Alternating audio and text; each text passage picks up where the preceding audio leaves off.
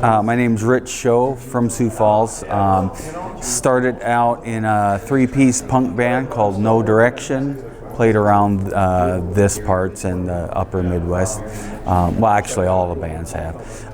Then moved on to a four-piece, kind of a country punk type thing called Flag with Hank, if anyone remembers them. Then beginning of the 90s, I started a band called Violet, which is a five-piece rock band. And that band's kind of continued pretty much ever since then.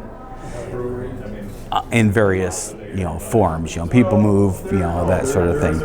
Also, I've had a couple other groups. One called The Working Poor, which is more of a ragtag circus type of thing.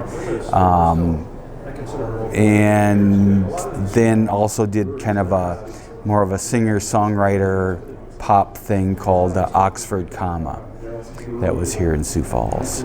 Really, to start, it was more of the punk rock thing that was happening, during the late 70s.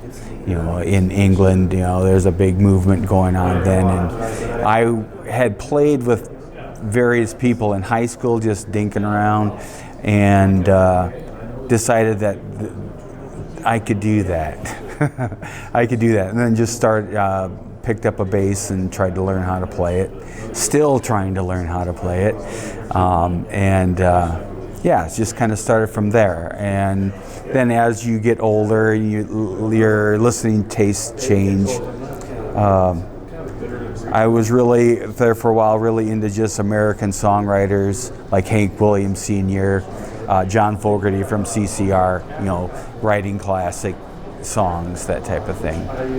But now I listen to all kinds of music, so I'm kind of informed by a lot of that stuff. Probably sometime in the 82, something like that. I was married, I had kids and stuff, so it was a matter of, it was a huge passion for me. I'm a record collector, just nuts for the stuff. My biggest downfall in life is listening to music. My biggest downfall. But yeah, it's a good vocation, I guess.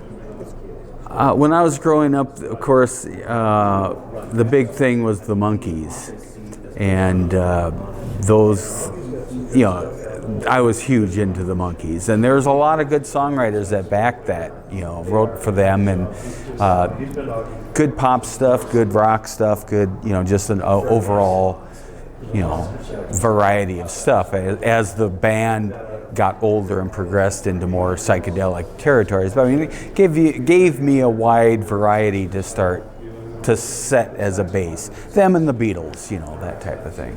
Actually, I started out as a drummer. Pestered my parents until in the 7th grade they got me a drum set, and tried to play drums for many years and stuff, self-taught, so I was bad. And then would play with various people, and the guy I was playing with, a guitar player, Rick Smith, he and I would play together all the time, but we could never keep a bass player. We found all kinds of drummers, so I decided I'll just play bass. Rick, you can show me what notes I have to play, or markings on the neck, and then that's kind of how I started. Oh, I bought one. I bought a pawn shop bass for $70. Pawn shop? A pawn shop bass. I think it's called Ventura was the brand. It was a Beatle bass type of thing. So. Your favorite guitar? Oh, don't really have one. Don't really. I have a Martin. I have a Takamine. It just depends on what I'm looking for a new guitar if anyone wants. I'm hoping to get one built for me. So.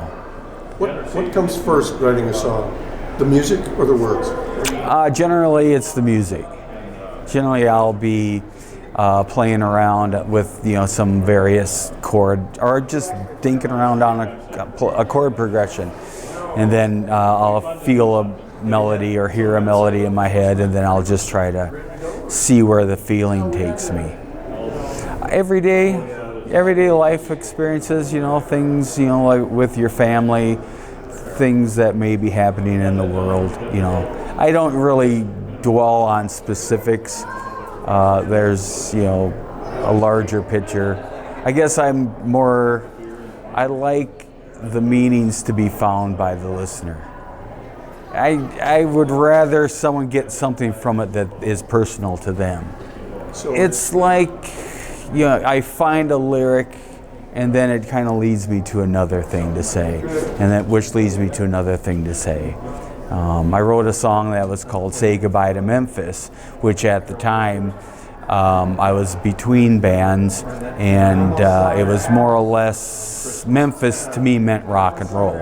So I was kind of on the fence whether I was going to, give up playing music, writing music, or, continue. And that was kind of based around, things that had happened in my life, things with my family, And there's to me, every line has got its own meaning. Where am I headed now? Music. I've kind of, I went down a few different roads. The Working Poor were kind of in a Tom Waits type of sound, kind of blues oriented, but ragtag, loud, but with acoustic instruments. And then I was really heavily into electronic music for quite a while. But now I'm kind of getting into some of the singer-songwriters that I'd kind of forgotten about.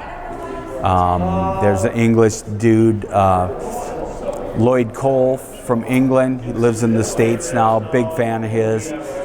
Grant McLennan, who was in a band called the Go-Betweens, also did plenty of songwriting on his own. He's from Australia, passed away a few years back. Josh Roush, a younger fella from the Midwest. Just some of the singer-songwriter stuff. And I've been kind of, just picking up the acoustic guitar, forgetting about, plugging into anything, just playing straight songs and stuff and seeing where the song takes you. Hi, my name is Rich Show. I'm a recent inductee into the Rock and Roll Hall of Fame of South Dakota. I'd like to invite you to come down, see the band play April 18th, 2020 at the Ramkota in Sioux Falls. I've got a bunch of new songs. I'd like to play them for you. Hopefully we'll be able to play them for you there. Bring my horns with me.